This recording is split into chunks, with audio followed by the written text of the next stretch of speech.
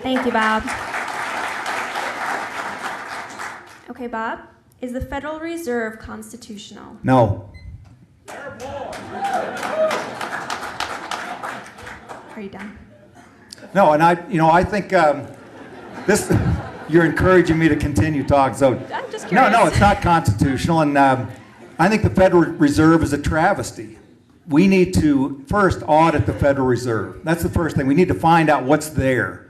I hear people talking about let's end the Federal Reserve. I can't commit to that because I don't know what's there. What I can commit to is let's link interest rates to the free market.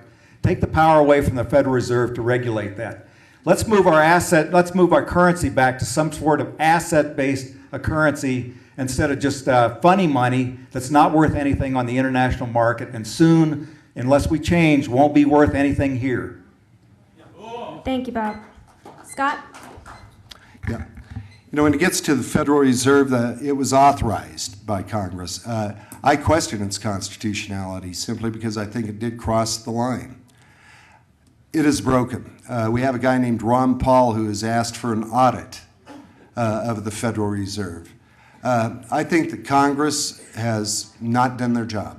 To be able to empower any institution to be completely separate from any oversight is inappropriate. That is taking it out of representative government hands.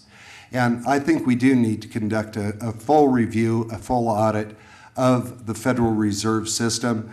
We've got a very temperamental economy that we're dealing with out there now, and the Fed, through their policies, through their practices, are helping make the problem worse, not better, and we need to adjust this. Thank you, Scott. Okay, Scott. Yesterday, Jim Bunning stood against any extension of unemployment compensation. None of the Republicans came to his side to encourage him. What would you have done? Nothing that big or important, but been in similar situations where you stand alone, doing the right thing. And he was, because this could be spun in the media that you want, and that's exactly what Pelosi, Reid, and Salazar are doing, saying you don't care about unemployed people, you don't want to be able to get them the benefits. He does. All he was asking for is that you pay for it. That's all he was asking for. And so he is doing the right thing. And I hope we get Washington's attention. I guarantee you, I will go there and rattle their gilded cage, because we are not going to accept business as usual, that you run for political cover to be able to protect yourself. You've got to have the courage to stand up and do the right thing. He is, and so will I. Thank you, Scott. Bob? What a great man. He said the system is broken. Stop the madness. Republicans deserted him. I won't desert him. I'll stand back to back with that. But what that brings home is the importance of the courage to stand up and debate and express your ideas and convincingly get people to agree with you that the system is indeed broken. This guy is a great American hero and deserves our prayers. The system is broken. It's broken because for far too long, both political parties have been willing to sell their soul with unenforceable, unpayable promises. This mermaid off in the distance is whistling a song, and the song is, everybody gets everything, and nobody pays anything. That song no longer plays. Stop the music. Thank you, Bob. Okay, Bob. What would you do to aggressively go after those who commit welfare fraud as one way to reduce healthcare costs? Well, let's enforce criminal laws. If you take my idea and let's eliminate these federal programs, let's push them back down to the states and the neighborhoods.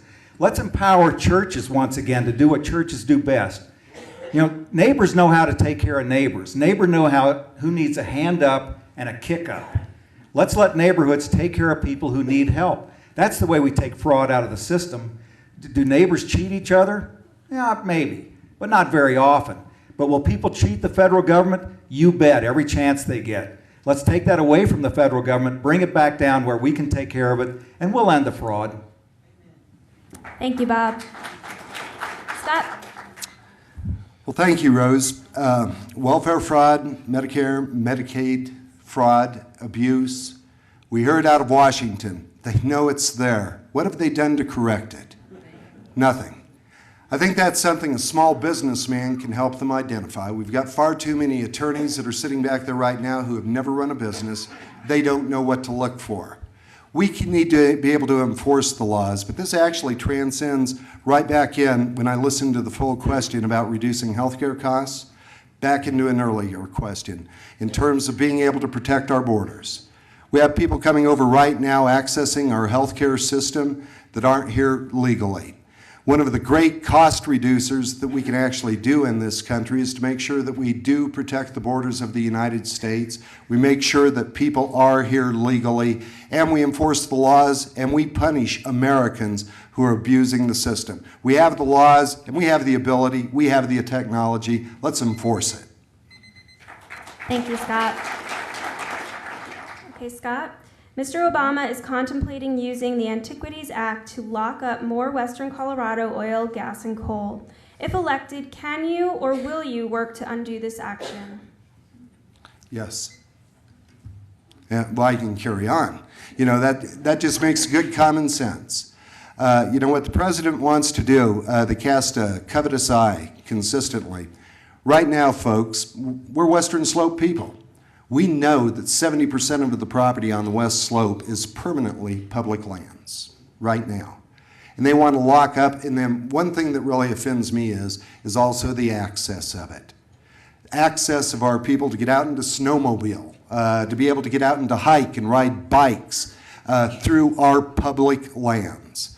We will go to bat against the president. We will go to bat against Diana DeGette out of the 1st District, who has no business coming into Colorado with the hidden gems over around Aspen, trying to tie up and seal up more property so that Americans can't truly access it, and so that we can't develop our resources in there as well. Don't forget, that's part of the plan as well.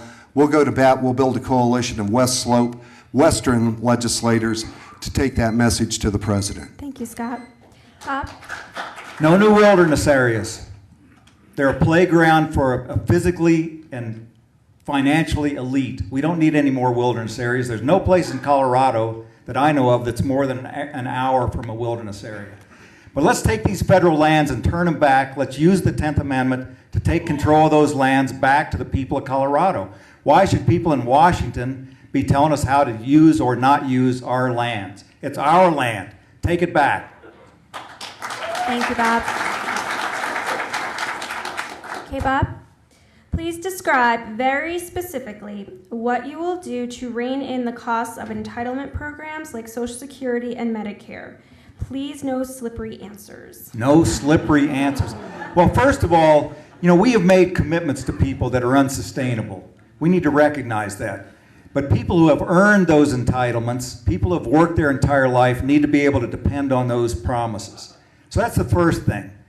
We've got to keep those promises to people who are in the retirement age. But then I think we need to drop the people that are eligible for that. At some level, we need to say to our young people, whether that's 25, 18, you're not going to be part of Social Security.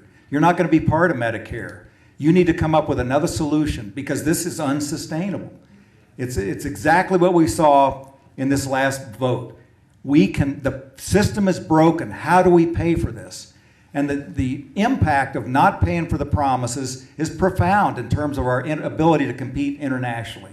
So keep the promises to people in the system now, and then we'll modify this so fewer people are in the system and eventually no people are in those systems because they're not sustainable. Thank you, Bob. Scott? You know, when we're looking, and this gets back again to the practical end of the world, when we're talking about Medicare, and I'll keep reemphasizing this point, we know there's waste, fraud, and abuse. Let's get that out because the program, the health care plan that's going through Washington right now, if you are a senior citizen, be very afraid because they're going to be cutting $500 billion out of Medicare. You know, I'm a simple businessman. We shake hands, we have an agreement, we've got a deal. It's done. If we give our word, we have to stand up for it and stand behind it. So let's look through these other bureaucracies. We need to limit the scope of government. Government cannot and should not be all things to all people.